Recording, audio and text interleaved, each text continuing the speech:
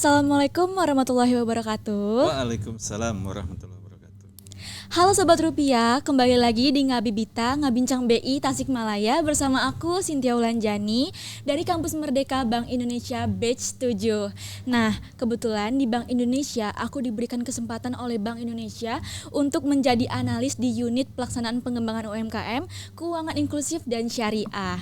Nah, Sobat Rupiah tahu nggak sih, sebenarnya di Bank Indonesia itu tidak hanya ngebahas tentang hal-hal yang bersifat berat, bersifat krusial seperti inflasi, kebijakan moneter, tapi di Bank Indonesia juga ada ngebahas tentang pengembangan UMKM. Bahkan ada unit khusus untuk ngebahas tentang pengembangan UMKM, keuangan inklusif dan syariah. Nah, kebetulan aku di sini bersama narasumber kita yaitu asisten manajer dari unit pelaksanaan pengembangan UMKM, keuangan inklusif dan syariah atau biasa disebut UPUKIS. Pak Kusnadi, selamat pagi. Selamat pagi. Bagaimana Pak kabarnya hari ini? Baik, alhamdulillah luar biasa. Kelihatan fresh banget ya Pak hari ini. Iya dong, mesti begitu. Oke Pak, mungkin biar lebih deket nih dengan Sobat Rupiah, mungkin Bapak bisa perkenalan diri lebih dulu ya Pak. Oh boleh, Iya. ya baik, terima kasih. Saya panggilnya nih Teteh, Mbak ya, atau Ibu atau apa gitu. Kalau Ibu ketuaan Pak. Iya. Boleh Teteh kita aja. sesuaikan aja. Kita kan ada di suasana Periangan Timur Iya ya. betul Pak. Kita panggil Teteh aja ya. Iya boleh Pak, Teteh Teh lebih Cynthia, bagus. itu luar biasa ya. Luar biasa. Baik, sahabat rupiah dimanapun berada, nama saya Kusnadi dari tadi sudah sebutkan sih sebenarnya asisten manajer dari unit pelaksanaan pengembangan UMKM, keuangan inklusif dan syariah Iya, gitu, Teh Cynthia betul. gitu Iya, ya, Pak. di Bank Indonesia Tasikmalaya gitu. Oke Pak, mungkin Pak kita bisa masuk ke pertanyaan pertama ya Pak. Boleh. Sebenarnya gimana sih Pak? Apa aja sih tugas dari Bank Indonesia itu Pak? Ini Secara langsung umum. aja nih. Iya, Kita boleh, langsung ngobrol gini. Boleh ngobrol aja. Luar Mau biasa. ngobrol santai aja lah. Santai aja ya. Iya. Iya, baik, terima kasih. Tapi sebelumnya saya tuh pingin ini dulu ya, apa itu Bank Indonesia, apa itu sebenarnya UMKM. Iya Pak, boleh Saya dijelaskan. mungkin dari awal aja ya, Iya. barangkali Teh Cynthia ya, Betul, bahwa Pak. Mungkin masyarakat belum pada tahu nih Pak. iya, ini adalah merupakan salah satu edukasi, kesempatan ini sebenarnya Iya, gitu kesempatan Teh banget Cynthia buat ya. masyarakat tahu. Iya, bahwa Bank Indonesia meskipun awalnya bank ya gitu kan, tapi sebenarnya bukan bank Teh ya. Bank Indonesia, tapi sebenarnya bukan bank. Kalau bank itu kan mengumpulkan dana dari masyarakat gitu ya. Nah, tapi Bank Indonesia itu adalah lembaga negara, Bank Sentral Republik Indonesia. Seperti misalkan di tempat-tempat lain, di negara lain juga banyak ya, misalkan di Singapura, kemudian di Malaysia, Amerika dan sebagainya. Itu pasti setiap negara kemungkinan ada bank sentralnya gitu ya. Rata-rata lah seperti itu gitu ya. Nah, kenapa sampai Bank Indonesia itu sampai bergerak ke bidang UMKM ya, bahkan tadi sebutkan ada unit khususnya gitu Iya ya. Pak, ada unit khususnya loh. Nah sebenarnya gini kan, kalau tugas Bank Indonesia sebagai bank sentral adalah untuk menjaga kestabilan nilai rupiah. Nah itu dilihat dari dua sisi Teh. Satu misalnya dari valuta asing gitu kan, palas ya gitu kan, palas. yang biasa kalau kita mah ke Amerika lah ya, dolar Amerika gitu Dolar kan. Amerika. Kemudian yang kedua itu dilihat dari sisi volatile food atau barang dan jasa. Nah itu nanti hubungnya ke situ, nanti kita bergerak. Kenapa sampai di UMKM, kita bergerak di barang atau jasa gitu kan, khususnya yang sampai saat ini adalah di barang gitu kan, khususnya untuk volatile food. Nah, itu kebutuhan pokok di masyarakat. Sebenarnya yang penyumbang inflasi itu banyak sekali gitu kan, tapi yang biasanya hanya kurang lebih ada 9 lah gitu, 9 ya itulah bahan pokok itu gitu. Komoditas ya Pak. Ya, komoditas bahan pokok dari mulai beras, kemudian telur, daging, ikan dan lain sebagainya, gitu ya, Pak? cabai ya Iya. benar gitu. Nah, kita nanti akan lebih mendalam kita bahas terkait dengan UMKM, ada hubungannya dengan tadi itu bahan-bahan pokok itu Teh ya, gitu sih sebenarnya. Oh iya. Ya. Seperti itu ya Pak. Kalau untuk program pengembangan UMKM yang dilaksanakan oleh Bank Indonesia itu seperti apa sih Pak? Apa aja programnya gitu? Kalau yang namanya program UMKM itu Teh ya gini. Jadi kita itu kan setiap tahun itu ada apa namanya yang disebut dengan program yang dari pusat sih sebenarnya kita kan induk ke kantor pusat gitu, ke BI pusat gitu kan. Jadi kita di sini kita melaksanakan, tapi kita juga melihat potensi daerah gitu kan. Saya yakin kalau di Priangan Timur ini luar biasa lah potensi daerahnya gitu kan, potensi ekonomi ya, potensi ekonomi baik itu di bidang perikanan, kemudian pertanian, retail dan lain sebagainya. Bahkan UMKM itu kan sebenarnya terbagi ada UMKM umum, ada juga UMKM pesantren gitu kan. Nah, pesantren itu kan di Priangan Timur itu sampai berapa jumlahnya? Kurang lebih 2.000 lah. 2.000 pesantren, luar biasa Pak. kan. Wow, luar Dan biasa potensinya itu ya potensi ekonominya itu macam-macam lah gitu kan. Ya, cuma setelah kita lihat, kita mapping, ternyata memang luar biasa potensinya di pesantren untuk potensi ekonomi. Oh, ada yang sampai punya lahan sampai 24 hektar gitu kan. Pak? Iya. Wah. 5 hektar, 10 hektar. Dan itu potensinya luar biasa. Perikanan, pertanian, karena memang kalau negara kita negara agraris ya. Iya, betul, Apalagi di kita ini di Priangan Timur itu potensi air itu luar biasa. Banyak pesantren yang sampai saat ini bergerak di bidang budidaya ikan gitu. Iya, Dan itu perlu dikembangkan. Padi, luar biasa juga gitu padi ya. Gitu sih. Cengek, cabe ya. Tahu cengek kalau di bahasa di Priangan Timur cengek namanya. Cengek baru dengar aku, Pak. Cabe gitu. Untuk kebutuhan sehari-hari kan. Kalau tidak ada cabe kan kita kan kalau makan kan mesti ada cabai kan, sambal maksudnya gitu ya, gitu teh, gitu. Kalau programnya itu kan aku pernah dengar kayak ada Wubi, Cluster, IKRA itu boleh dijelasin sedikit, Pak? Baik, sebenarnya yang namanya UMKM itu satu ada klaster, kedua ada Wubi ya, Wubi itu Wirausaha Bank Indonesia. Kalau klaster itu kan hamparan ya, satu hamparan ya gitu kan. Misalkan ada komoditas, satu komoditas itu berupa hamparan, padi misalnya, jagung, kemudian misalnya apalagi itu, cabai ya, betul. Kemudian ayam petelur, ayam pedaging, nah gitu kan luar biasa kan. Nah itu, jadi kita ya Bank Indonesia itu biasanya intervensi program ya itu ke kelompok gitu kan. Di situ kan misalkan ada Gapoktan, kemudian ada Pokdakan, kelompok pembudidaya ikan, bukan kelompok dadakan ya, tapi kelompok pembudidaya ikan. Kemudian ada komunitas, kemudian ada juga misalnya yayasan, ada pesantren dan lain sebagainya. Yang penting kita itu ke kelompok masyarakat gitu kan. Adapun kalau misalkan Wubi itu perorangan, bisa fashion, kemudian bisa food atau kerajinan, itu kan perorangan tuh. Nah itu biasanya ada perekrutan khusus kalau Wubi Wirausaha Bank Indonesia gitu kan, dan itu biasanya ada informasi atau instruksi dari kantor pusat gitu kan. Tambah Wubi ya, kita tambah Wubi, kita kurasi, kita misalkan buka pendaftaran, biasanya seperti itu gitu kan. Tapi kalau klaster misalnya programnya apa nih misalnya gitu kan. Oh ternyata sekarang itu mendukung program GNPP, Gerakan Nasional Pengendalian Inflasi Pangan ya.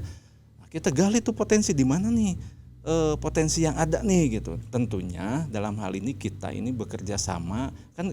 Kalau Bank Indonesia itu tidak bisa bekerja sendiri teh, tapi bekerja sama dengan terkait lah, pihak terkait, stakeholder gitu ya, Pak? Stakeholder, betul. Apakah itu dari kementerian misalkan, atau dari Pemda, Pemkot gitu kan, dinas-dinas, OPD, bahkan mungkin nih komunitas ini juga masyarakat bisa gitu kan. Ya itu kan artinya kan nanti ada kerjasama yang pentahelik loh teh.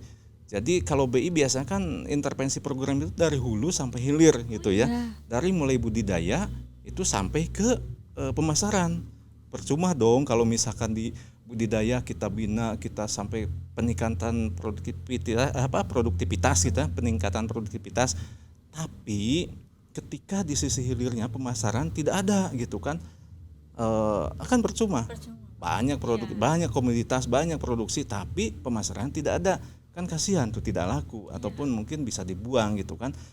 Begitu pula sebaliknya, ketika misalkan di sisi hilirnya buyer sudah siap nih, buyer pembeli gitu, dalam dan luar negeri, tapi produksinya tidak ada atau sedikit, minim gitu kan. Nah, akhirnya itu saya yakin itu tidak akan dipercaya oleh buyer, apalagi buyer luar negeri gitu kan, udah nggak akan percaya lagi. Nah itu kita harus menjaga sampai ke situ. Makanya kalau Bank Indonesia itu intervensi program itu dari hulu sampai hilirnya gitu kan. Jangan sampai tuh kita hanya di sisi hulu aja, hilirnya tidak pernah, enggak seperti itu. Makanya kita itu perlu kerjasama semua stakeholder, yang kerjasama yang pentahelik lah.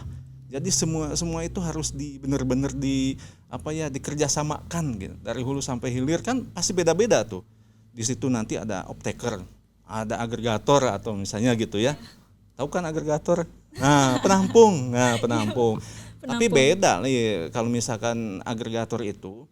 Jadi gini, penampung tetap mencari keuntungannya. Tapi ketika ada masalah, misalkan di hulu lah, di budidaya atau di hilir misalkan. Di hulu misalkan terkait ternyata petani cabai itu ada pateknya gitu. Nah, si agregator itu harus bisa menyelesaikan permasalahan di petani itu, di kelompok itu teh. Bener, betul. Itu disebut agregator. Nah, misalnya gini, ternyata ada permasalahan petani di sisi hilir misalnya, contoh dalam itu perlu pembiayaan misalnya gitu kan. Nah, ini nih sebagai agregator dia harus bisa juga, selain pembiayaan kan kita ini juga dari lembaga keuangan lainnya gitu kan. Kan kita salah satu tugasnya itu juga kan kita memfasilitasi pembiayaan gitu loh teh. Oh iya gitu ya Pak, ternyata program di UMKM itu banyak banget ya Pak. Banyak Ada banget. Mobi, Ada cluster, Ikra, ekspor gitu ya Pak. Nah, kalau Ikra nih saya sedikit bahas Ikra ya. Ikra itu industri kreatif syariah gitu ya.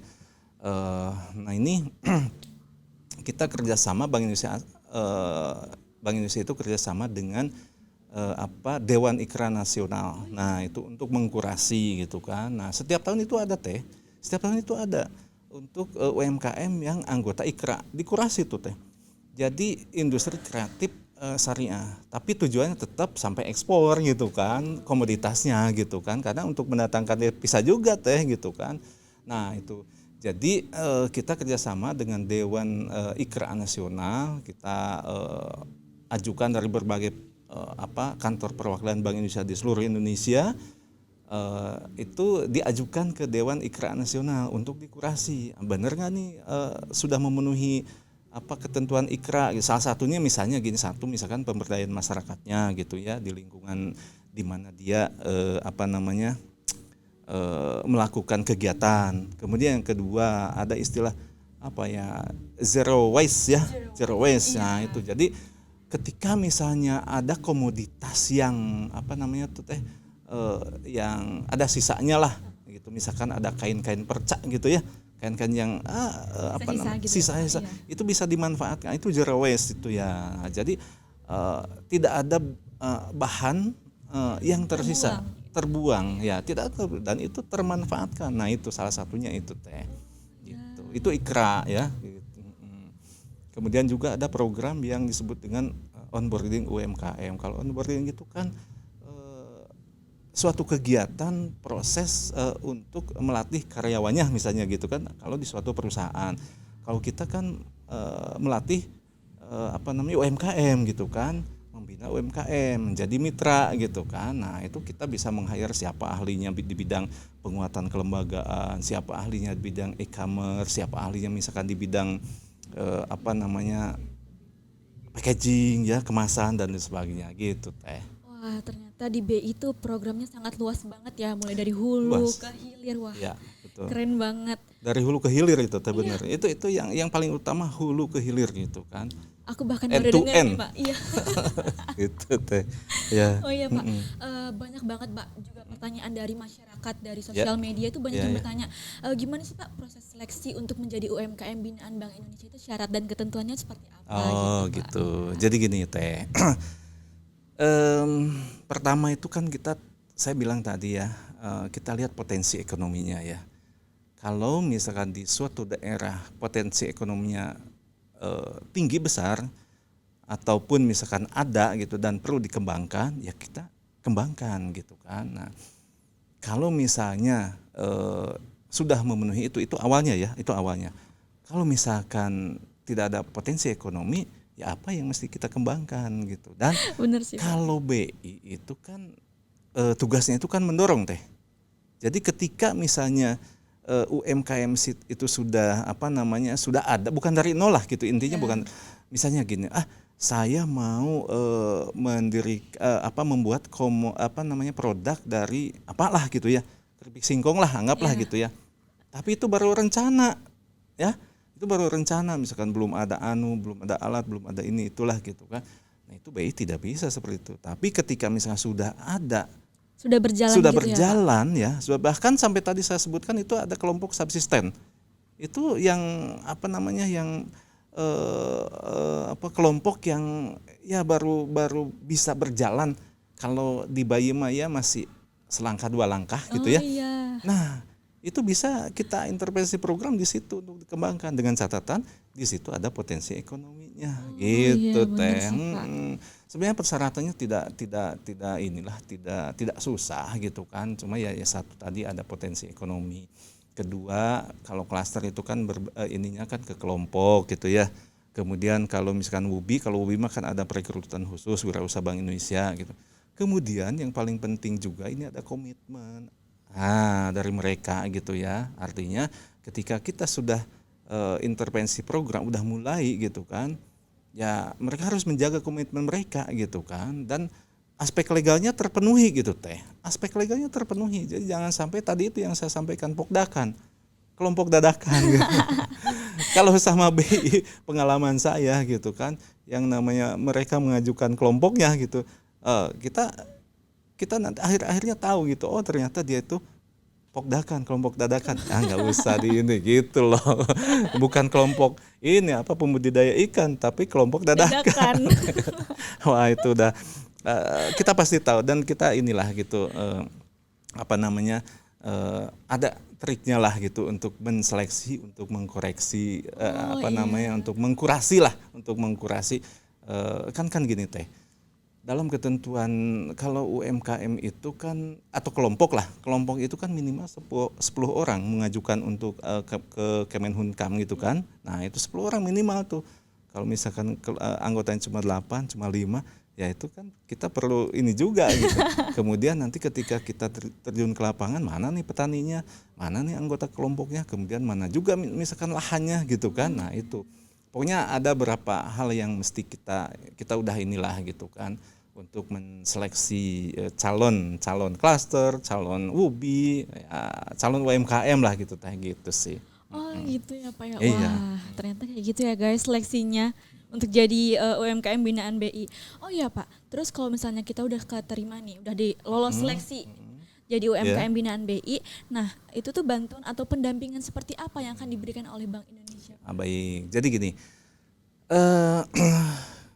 itu kan nanti setelah misalkan kita gali potensi ekonomi ya, potensi daerah ya, kita kan nanti ada masukan-masukan dari yang tadi stakeholder itu ya, dari Pemda, Pemkot, dinas ataupun lembaga lainnya gitu kan. Nah, kemudian kita analisa juga di UPUKIS itu tadi tuh ya. Nah, analisa juga di situ apakah memang ini bisa gitu ya untuk dilanjutkan untuk sinergi program atau tidak gitu, dengan berbagai macam pertimbangan gitu. Nah, kita FGD-kan gitu kan, kemudian juga kita ya tentunya lapor ke pimpinan gitu kan, pimpinan nanti yang memutuskan gitu kan. Nah itu. Nah kalau misalnya tadi pertanyaannya yang memberikan pendampingan ya, itu kan kelanjutannya ya. Iya. Jadi kalau di Bank Indonesia itu ada dua ini teh, satu pendampingan, kemudian yang kedua bintek lah, bimbingan teknis ya. Pendampingan itu bimbingan teknis. Kemudian yang kedua itu ada yang disebut dengan PSBI. PSBI itu Program Sosial Bank Indonesia. Ya. Nah, kalau di lembaga lain atau di instansi lain mungkin disebut dengan CSR, atau misalkan di perusahaan kan ada CSR-nya. Cuma kan kalau Bank Indonesia itu kan lembaga non profit ya, tidak mencari keuntungan. Betul. Nah, bedanya CSR dengan PSBI itu gini nih. Kalau misalnya PSBI itu kan program ya. Kalau CSR itu kan, tapi saya juga kurang ini. Tapi yang saya sepengetahuan saya ya, jadi CSR itu ada sekian persen ya dari keuntungan ya itu disisihkan untuk yang disebut dengan CSR gitu. Nah, itu bedanya. Tapi kalau PSBI kan itu program sudah dianggarkan dari awal gitu sih Teh gitu. Kan dari awal kita sudah mapping gitu kan. Kalau misalnya contoh misalkan tadi ada pendampingan. Kan yang namanya peningkatan produktivitas itu kan dilihat dari dua sisi Teh. Satu dari ekstensifikasi. Kemudian yang kedua dari intensifikasi. Kalau ekstensifikasi itu kan perluasan gitu kan. Kalau intensifikasi adalah peningkatan produktivitas dengan inovasi gitu. Saya jelaskan ini sedikit ya Teh. Kalau ekstensifikasi, contohlah di Gapoktan, kelompok tani misalnya, di padi lah gitu. Ekstensifikasi, asalnya misalkan 5 hektar gitu kan. Tapi setelah misalkan ada intervensi program dari Bank Indonesia 1 misalnya.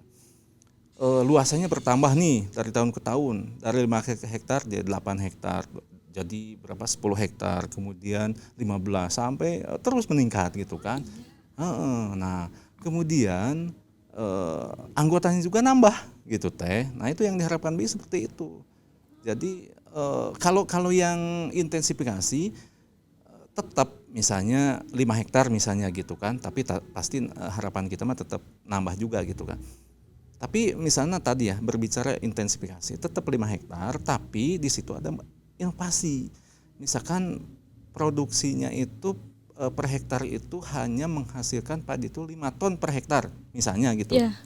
Dengan adanya inovasi baru, kemudian perlakuan khusus atau dengan budidaya pertanian yang terukur misalnya gitu ya. Itu menjadi per hektar itu menjadi tadi kan asalnya 5 ton per hektar menjadi 10 ton per hektar. Nah itu jadi peningkatan produktivitas gitu. Jadi kita meng-hire ahli misalnya gitu, kita kerjasama dengan akademisi, dengan praktisi dan lain sebagainya gitu Teh. Pak, tapi Bank Indonesia itu kayak ngasih bantuan berupa fresh money gitu nggak sih Pak ke UMKM binaan? Kayak ngasih bantuan berupa uang gitu? Kalau secara ini ya kita kan tadi itu ya pendampingan, kemudian melalui PSBI sarana dan prasarana Berupa alat gitu ya Pak? Kita berupa alat dan pendampingan berupa BIMTEK tadi itu saya yang disebut dengan kita meng-hire ahli dari akademisi, dari praktisi dan lain sebagainya gitu ya. Oke. Gitu. Oke Pak. Baik, jadi BI nggak memberi bantuan berupa uang ya Pak ya? Enggak, kita ya mereka terima ini aja, terima misalkan kalau butuh traktor gitu kan, ya udah kita beliin traktor gitu. Jangan sampai gini Teh, jangan sampai mereka membutuhkan traktor, kita kasih misalkan traktor mobil, Ya. Kan itu tidak sesuai kebutuhan, Nggak kepake malah. nggak kepake. Mereka butuh cangkul, dikasih traktor yang nggak akan kepake. Nah BI tidak seperti itu, karena gini Teh, di beberapa ini saya pernah melihat di lapangan itu ternyata ada beberapa yang ya itulah nggak kepake karena misalkan contoh biaya operasionalnya tinggi gitu kan. Biaya operasional itu misalkan bensin, misalnya solar ataupun biaya pengangkutan yang cukup tinggi gitu karena jauh untuk prosesnya gitu sih Teh. Pak, setelah jadi UMKM binaan BI ini, Ya. BI itu memonitoringnya bagaimana sih Pak? Kita ada monitornya, jadi Ada. kita nggak lepas gitu. Itu setiap berapa bulan sekali Pak? Gini, pertama kalau yang namanya UMKM itu kan ada laporan bulanan, triwulanan, bahkan ada ya per semester gitu kan. Itu kita ininya dari situ Teh. Bahkan di kita ini untuk kita minta data ke mereka. Kita masukkan ke sistem ini ada aplikasinya, ada yang disebut dengan Sikepang gitu kan. Nah itu di situ untuk mengolah data gitu.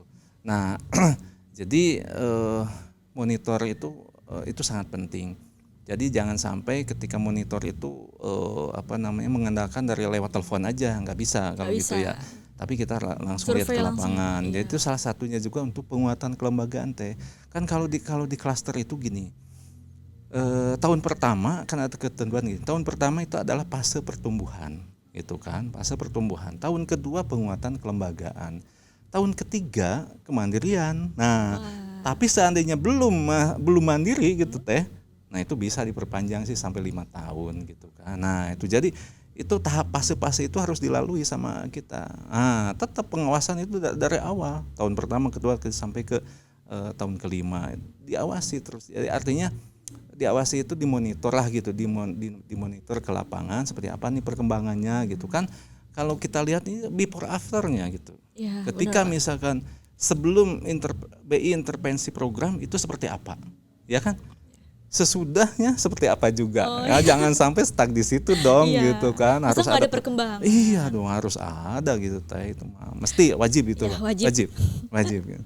Oke Pak, UMKM binaan BI ada nggak sih Pak yang udah sukses gitu Pak, bahkan sampai ke mancanegara, ada nggak sih Pak? Banyak juga sih. Banyak ya, Pak, ya? Banyak. Kalau di kita aja dia ada yang ya tadi itu kita kan salah satu tugasnya untuk supaya UMKM itu naik kelas dari mulai UMKM potensial, kemudian UMKM sukses digital ya. Sekarang kan sistem pembayaran harus digital itu Iya kan. dong. Iya, pakai kris, kris. pembayaran satu untuk semua gitu kan. Nah, gitu kan. Nah, itu kemudian ada juga ekspor. Ekspor kenapa sampai komoditasnya diekspor? Itu kan mendatangkan apa? Devisa. Devisa, benar. Itu gitu. Dan diarahkan juga untuk ekspor itu di daerah sendiri gitu, bukan misalkan kita nitip ke yang di Jakarta misalkan, nggak seperti itu, karena nanti apakah itu pajak dan sebagainya masuk ke benar, daerah lain gitu, Betul. harusnya di daerah kita sendiri gitu. Kita arahkan ke sana juga teh. Iya. Sampai ke sana supaya ininya masuk ke daerah kita di sini gitu. Kan banyak yang nitip di sana melalui PT apa gitu kan. Harusnya di sini dikembangkan nih, ada eksportir gitu kan di wilayah kita supaya Iya, Pak, benar. pemasukannya ke daerah kita gitu sih teh. Iya dong. Banyak dari kerajinan, kemudian Handcraft gitu ya Pak, handcraft. gitu banyak lah gitu kan. Kemudian juga bahan bakunya juga ada yang di barang setengah jadi, ada yang diekspor ke luar, banyak lah yang itu. Oke Pak, kalau boleh tahu nih, apa tips and trick untuk lolos UMKM binaan Bank Indonesia? Tips dari Bapak gimana nih Pak? Kalau dari kita, bukan dari saya, tapi dari secara ini ya, dari tim secara tim, analis ya. semua gitu kan, karena memang ya harus seperti itu, Iya. trik and tipsnya ya, Iya. tipsnya gimana gitu. Ya tadi itu sudah kita iniin, pertama itu harus berkomitmen lah gitu kan, jangan sampai ketika misalkan sudah jadi binaan BI itu mitra BI lah gitu ya, jangan sampai dia itu ya hanya ini aja gitu ya, ya, jadi harus konsisten, nantinya kan sustain terus menerus gitu kan. Jadi jangan sampai ya udahlah, kita udah dapat ini aja lah gitu, udah pendampingan udah gitu, nah tapi dia jadi kurang semangat. Nah nggak seperti itu gitu. Kita lihat sampai situ gitu sih. Kemudian juga nah ini nih penting nih, ketika misalkan contoh lah di pesantren gitu ya, kebetulan di situ ada komoditas. Nah ketika misalkan kita intervensi program di situ, itu salah satunya satu komitmen pimpinan gitu kan. Pimpinan itu kan kalau di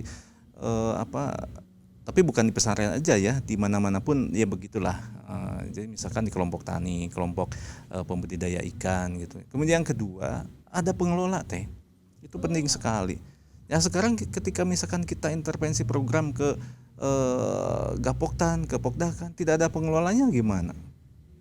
Kan sayang kalau pendampingan sudah dilaksanakan, kemudian sarana prasarana sudah difasilitasi gitu kan. Nah ternyata pengelolanya tidak ada, nggak berjalan ya, itu nggak efektif itu. Nah itu teh, ya seperti itulah gitu kan. Gitu. Terus Pak, harapan Bank Indonesia untuk UMKM yang udah dibina, harapannya bagaimana Pak? Ya harapannya sih pertama kan, kalau UMKM itu tadi sudah saya sampaikan di awal bahwa UMKM itu adalah apalagi pada zaman COVID itu ya, COVID-19 itu menjadi garda terdepan gitu ya untuk perekonomian kita. Nah harapan kita sih terus bersemangat, UMKM itu terus bersemangat, tingkatkan kualitas dan kuantitas supaya sustain gitu kan.